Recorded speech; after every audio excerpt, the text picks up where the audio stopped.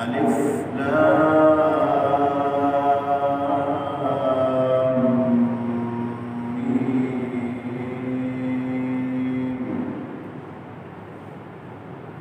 ज़ालिकल किताबु ला रैब फीह हुदल लिलमुत्तक़ीन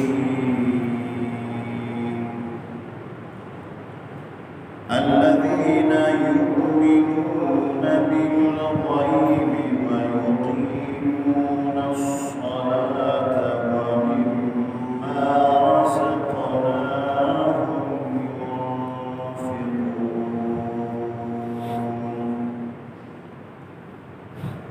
والذين يؤمنون بما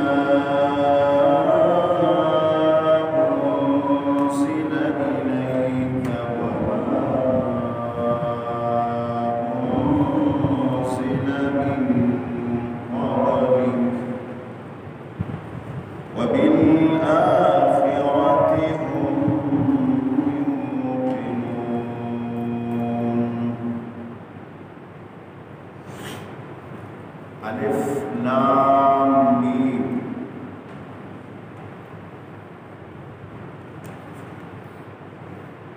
पदे हुरूफ के बहस और बयान पतेर दर्स के जिक्र शुरू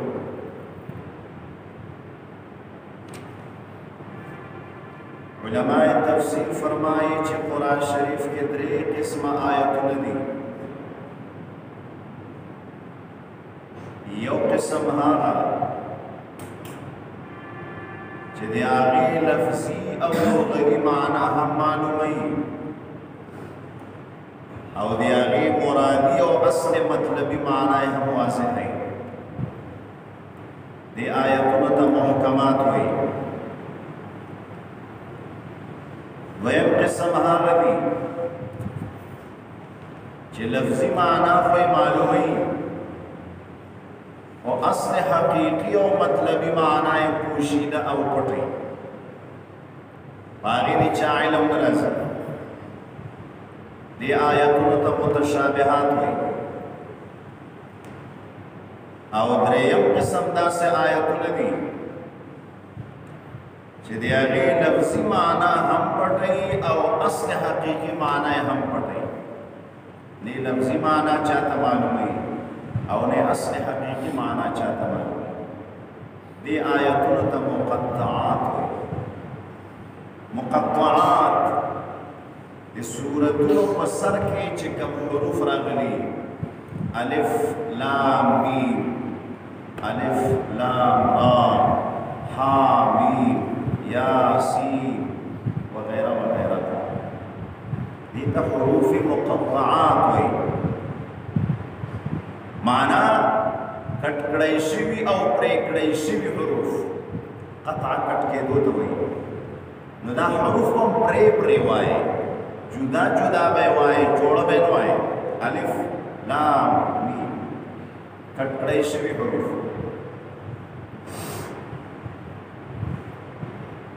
हुरूफ मुक़त्तआत व मुतालिक़ मुंगा खुलासा और हासिल खबर अदा उकड़ा जिदे असले माना हकीकी और माना मुरादी पदे दुनिया यो अल्लाह ता मालूम भी और यो रसूलुल्लाह सल्लल्लाहु अलैहि वसल्लम बल है चाहता दे माना अबू बकर से फरमाया हज़रत अली से फरमाया इब्न मसऊद से फरमाया लोई लोई उलमा को फरमाया जिदा दे अल्लाह यो रास्ता फला ततलबू दे तलब और तलाश हर यो किताब और हर यो शे की और राजदार खबर भी जागे बारे हर सोच न पुई न कुरान शरीफ के राजदार खबरें और राजदार कलिमे दा हुरूफ मुक़त्तआत हो उस वसूक दा तपोसु की और दा सवाल वो की दी हुरूफ को माना बाने उम्मत न पुई नबिया कुरान के राउडी सदे पारे दी कुरान कुरान उम्मत था الله تعالی چې نازل کړي موږ اوس تاسو نو دی قرآن شریف کې داسې حروف او کلمات راوړي چې پاغه امت نه پوهیږي نو څه دپاره یې ذکر کړي چې امت یې په اصل معنا نه پوهیږي نو بعضې مفسرینو فرمایي چې دې کې د علماو ابتلا او امتحان ده په دې حروفو باندې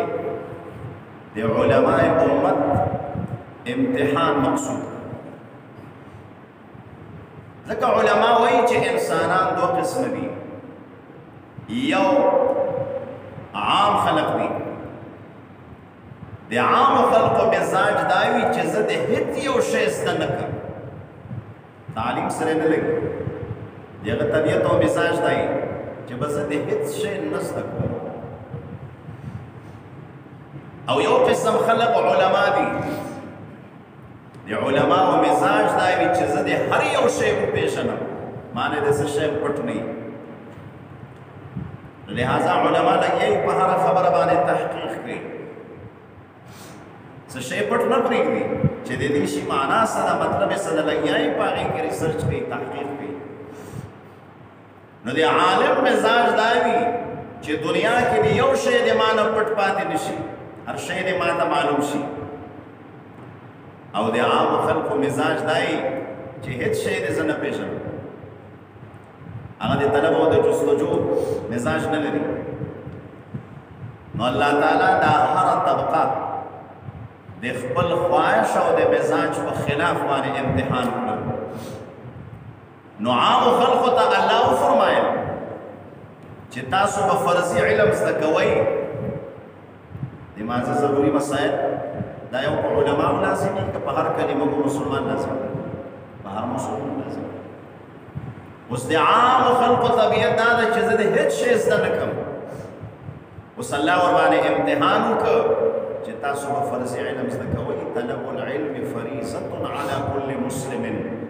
نبی علیہ السلام فرمایي طلب د علم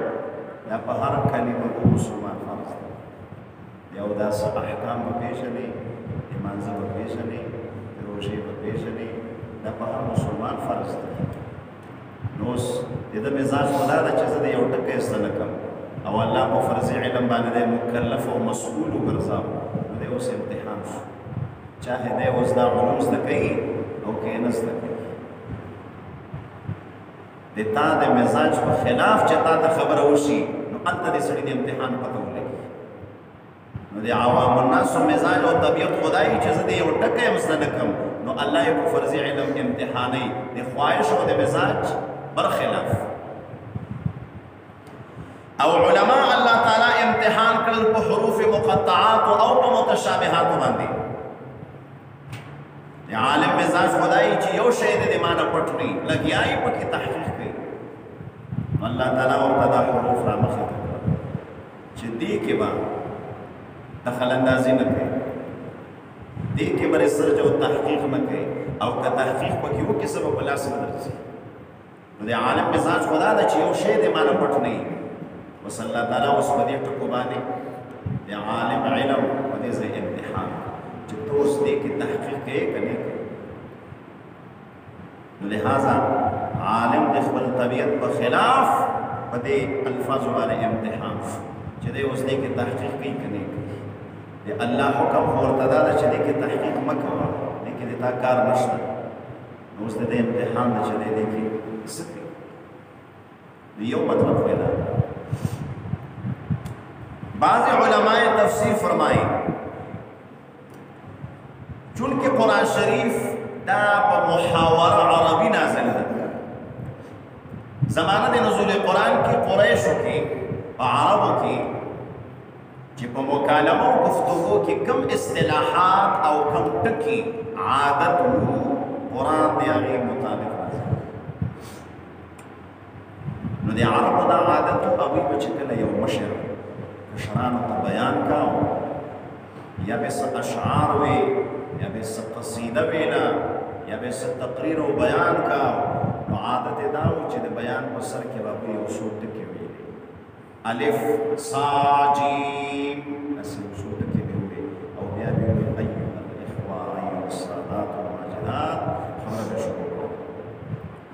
نو دے کلام په سر کې باقي یو څو ټکي ویلې حروف تهجی نو قرآن خو د عربو په مزاج نازل دی نو الله تعالی چې کله یو سورت نازلې نو په سر کې ورته څو ټکي راوړي الف لام میم الف لام را دا د عربو عادت الله تعالی د عربو د عادت مطابق د قرآن د بعضو سورتونو په سر کې دا ټکي راوړي دی وجه نه دا ټکي راوړي او بعضی علماء فرمائی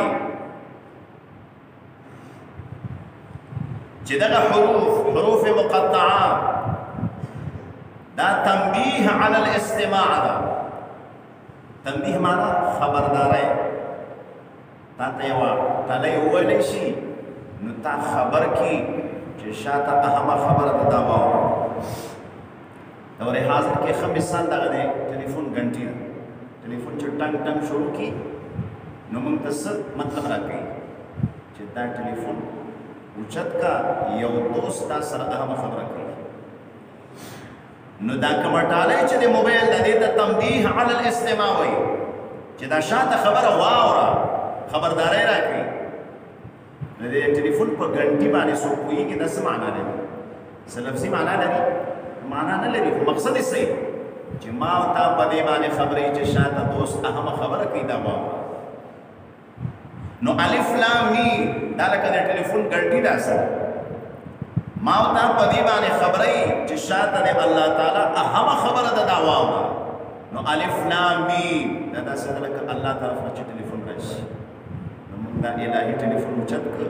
الله تعالی راته خبره کوي ذلک الکتاب لا ریب فیه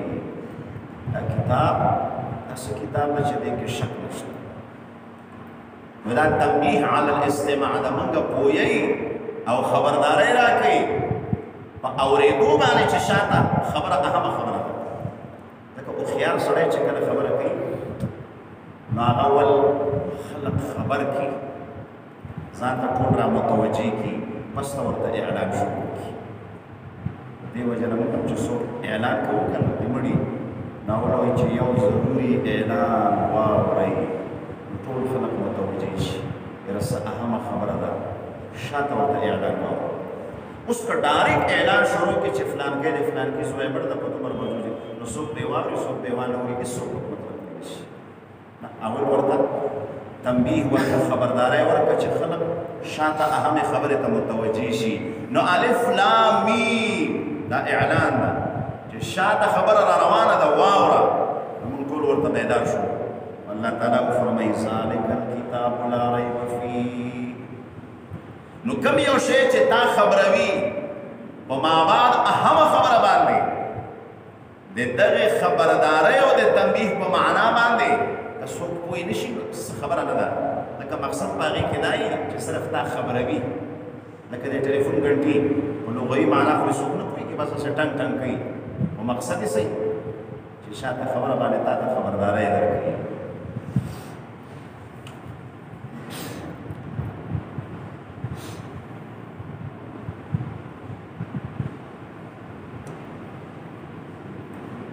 عبداللہ ابن عباس رضی اللہ تعالی عنہ دا د مفسرین سردار دا رسول الله صلی الله علیه وسلم د ترزوی دا او د نبی کریم علیه السلام په قرآن مجید کې شاگرد خاص دا نبی کریم علیه السلام ورته دعا کړې ده چې الله دې په قرآن کې پوهه درکړي نو واقعي د سره چې قرآن کې کومه پوهه ده هغه بیا ډېر مشرانو صحابه کرامو سره نشته نو د قرآن اکثر روایات و ترجمه مفسرین دی عبداللہ ابن عباس سے نو عبداللہ ابن عباس رضی اللہ عنہ فرمائی چدیدہ و حروف مقطعات و اصل مرادی معنی خو پدی دنیا نشتا و البتہ تاویلی او ثانوی معنی عبداللہ ابن عباس سے دخبل طرف لگئی اغیت حقیقی معنی نوئی هغې ته ثانوي او تاویلي معنا وایي هسې د خپل طرف نه څه معنا دې ټکو ته ورکړه او د دې ځای سره خبره ولګوه چې خوند وکړي نو دغسې یو څو معناګانې عبدالله ابن عباس صاحب کړي حقیقي معناګانې نه دي مرادي معناګانې نه دي هغه یو الله او رسول الله ته معلومي خو بعضې नंबर 2 دویم نمبر معناګانې چې عبد الله ابن عباس صاحب د خپل طرف نه کړي هغه مفسرین نقل کړي نو هغه یو معنا داسې کوي الف لام میم الف الله الف معنا الله لام لطیف میم منان لطف مهربانی ته وي او منان احسان کوون کی ذات ته وي من احسان ته وي منان احسان کوون کی ذات نو الف معنا الله او لام معنا لطيف میم معنا منان نو معنا به داسې شي الف لام میم الله لطیف منان اللہ تعالی لطیف و مہربانی کون قیدا منان احسان کون قیدا سلطف او مہربانی قیدا س احسان قیدا اور پسی فرمائی ذالک الکتاب دغه قرآن شریف نازل کړی دینه لوی احسان نشته او دینه بل لوی مهرباني د خدای شته چې قرآن یې موږ نازل الله تعالی په موږ باندې بے شمار نعمتونه انعام کړي ان تعدوا نعمت الله لا تحصوها الله وی کدما د نعمتونو شمار شروع کوي نشي شمار په تمام نعمتونو د الله کې لوی نعمت قرآن شریف دی بہترین نعمت قرآن شریف دی نو اللہ تعالی مہربانی کرے او احسان کرے س احسان کرے ذالک قرآن نازل دویم معنی کوي الف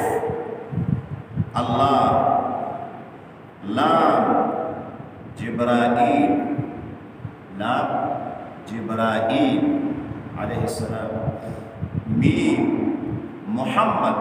صلی اللہ علیہ وسلم الف معنی اللہ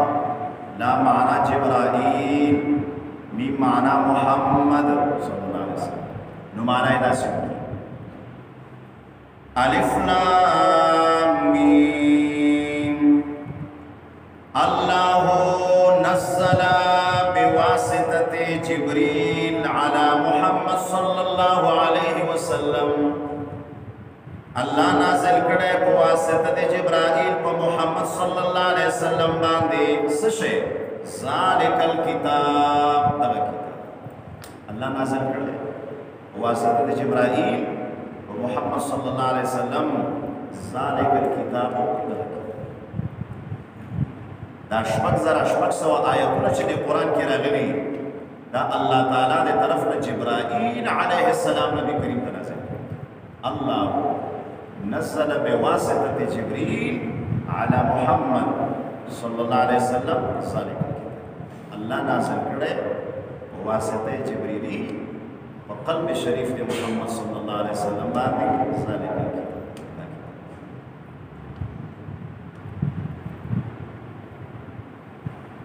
عبداللہ ابن عباس سے دریم معنی منقول دا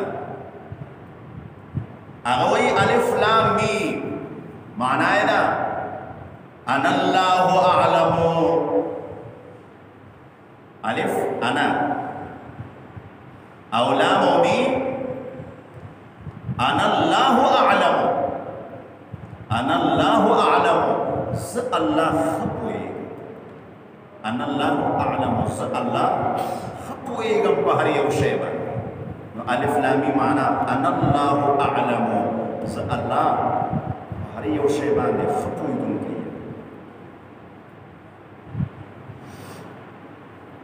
او شیخ سید شاہ منصور رحمه اللہ آغت دے حروف معنی کی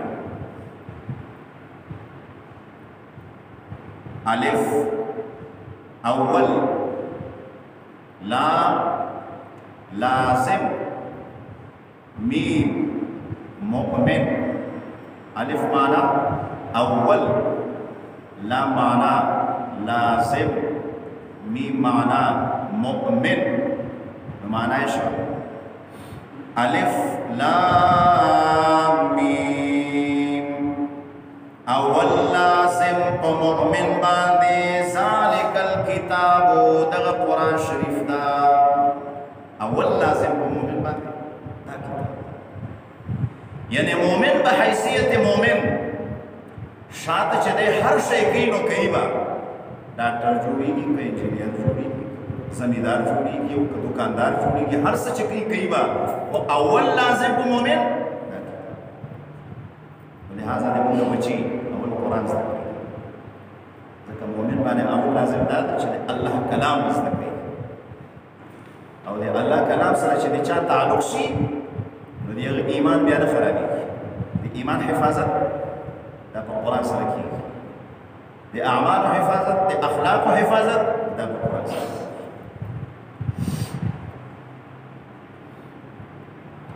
او عام مفسرین وایي الف لام میم والله اعلم بمراده بذلك الله تعالی په اصل معنا مراد دې باندې خبر ده دې حروف په اصل معنا باندې الله اعلم مونږ په کې صحیح نشته ذلك الكتاب لا ريب فيه ذلك الكتاب دغ کتاب چې دا د مونږ مخې ته پروت ذلك الكتاب دغ کتاب لا ريب فيه نشتا تصور او گنجائش د شک په دې کتاب کې ریب شک په دې کتاب کې تصور د شک نشته گنجائش د شک نشته د قرآن په یو صورت کې شک نشته په یو آیت کې شک نشته په یو حکم کې شک نشته رسم الخط کې شک نشته فصاحت او بلاغت کې شک نشته معنا او ترجمه کې شک نشته اعراباتو کې شک نشته لا ریب فی ذره په مقدار تصور دی شک نشته ذالکا علما دې ته اسم اشاره وایي عرب چې یو شي ته اشاره کوي نو چې شی لري وي نو داسې وایي ذالک الشی هغه شی او چې نږدې وي نو بیا وایي هذا الشی نزدې شي لپاره هذا استعمالوي او لرې لپاره ذالک استعمال اوس موږ پښتو کې چې نزدې شي وي نو څه وایو دغه شی دغه او چې لرې وي هغه شی دغه هغه نو د لرې لپاره موږ وایو هغه شی او نږدې لپاره وایو دغه شی عرب د نږدې لپاره وایي هذا الشی هذا ورته راوړي او چې لرې وي ذالک الشی او چې درمیانه وي نه ډېر لرې وي او نه ډېر نږدې وي نو بیا ورته ذاک استعمال کړي ذاک الشی یو ذاکا بل ذالکا ذالکا د لرې لپاره استعمال کړي او ذاکا درمیانه لپاره هذا نو اوس به څوک دا سوال وکړي چې ذالک سره خو اشاره لرې ته کېږي ذالک الشی هغه شی نو قرآن خو لرې نه دی دغه مخې ته نو پکار خو داسې و چې داسې ویلي وایي هذا الکتاب دغه کتاب ځکه قرآن موږ نه لرې ده که نږدې ده دا د مخې ته نږدې ده نو ذالک معنا خو داسې چې هغه قرآن هغه کتاب لرې خو نه ده نږدې ده نو پکار و هذا الکتاب نو هلته بیا مفسرین جواب وکړي وایي ذالک سره اشاره ده هغه قرآن ته چې لوح محفوظ کې ریکارډ ده لوح محفوظ خو هم اسمان نه هغه خوا ده لرې ده نو ذالک الکتاب هغه قرآن چې لوح محفوظ کې ده اصل قرآن هلته محفوظ ده هغه ځای نه دلته ده لکه حکومت سره چې کوم خزانه وي د سونې نو هغه اصل سرمایه وي دا کومې پیسې چې دي دا کرنسي د هغې سونې په مقدار باندې چاپ کېږي نو دا خو مال نه ده مال خو اصل هغه شی ده خو دا د هغې یو رسید نو اصل قرآن هلته پروت ده خو د هغې نقل دلته مونږ ته راغلی الله تعالی وایي ذالک الکتاب هغه کتاب چې لوح محفوظ کې پټ نه خو لرې ده لپاره ذالک استعمالي او یا معنا دا ده دویم جواب چې د عربو دا عادت ده چې د نږدې شي دپاره د لرې اشاره چې استعمال کړي نو عظمت مقصود وي یو شي عظمت او اهتمام شان عظمت شان چې ورکوي وي خو نږدې خو اشاره ورته د لرې استعمال کړي نو قرآن خو نږدې ده خو اشاره ورته د لرې استعمالوي ذالک الکتاب هغه کتاب دا له وجې د عظمت شان او د قرآن خو عظمت شان کتاب ده د عظمت شان په خاطر اشاره دی بعید ورته استعمال کړه قرآن که نږدې ده خو مرتبه یې ډېره اوچته ده مرتبه یې ډېره لرې ده الله تعالی فرمایي ذالک الکتاب دغه کتاب یعنی دغه عظیم الشان کتاب نو عظمت شان د څه نه را پیدا شو نږدې دپاره اشاره د لرې استعمال شوه دې نه عظمت پیدا کېږي دا د عربو عادت او بعضې مفسرین جواب ورکړي چې د نږدې دپاره کله اشاره د لرې استعمال شي هغې کې کمال ته اشاره کوي د عربو عادت ده یو ځوان چې څه د مېړانې کار وکړي او څه ځوانمردۍ وکړي او څه کمال وکړي نو عرب څه وایي ذالک الفتى ځوان دې ته وایي موږ هم داسې وایو یاره دې ته سړی وایي چې داسې کار یې نو الله تعالی وایي ذالک الکتاب کتاب دې ته وایي چې دا قرآن په کتابو خو دنیا ډکه ده خو کتاب دې ته وایي الله تعالی وایي دا کامل کتاب ده دا پوره کتاب لکه یو ځوان چې یو بهترین کارو کې د کمال والا نو موږ وایي دې ته سړی وایي دې ته ځوان وایي نو الله تعالی وایي ذالک الکتاب دې ته کتاب وایي اوس په سړی خو دنیا ډکه ده خو موږ وایي دې ته سړی وایي معنا دا چې داسې د کمال والا کار یې وکړ نو په کتابو خو دنیا ډکه ده خو الله وایي نه ټول کتابونه نه دي کتاب دې ته وایي چې دا قرآن زموږ کتاب ډېر کامل کتاب پخواني ټول کتابونه یې منسوخ کړل الله وایي دې ته کتاب ذالک الکتاب الف لام میم اول لازم په مؤمن باندې ذالک الکتاب دغه کتاب عظیم الشان ده الف لام میم الله لطیف منان اللہ تعالی مہربانی کون قیدا احسان کون قیدا ذالک الکتاب چه دغ قرآن نازل کرے لوی احسان کرے الف لام میم اللہ نزل بواسطت جبریل اللہ نازل کرے بواسطت جبرائیل علیہ السلام ذالک الکتاب دغ قرآن مجید الف لام میم انا اللہ اعلم ز اللہ خبوئیگم ذالک الکتاب چدا کتاب لا ریب فیہ دے کی گنجائش نشک نشتا الف لام میم واللہ اعلم بمراده بذالک فاصل مانا مراد دے اللہ عالم دا ذالک الکتاب لا ریب فیہ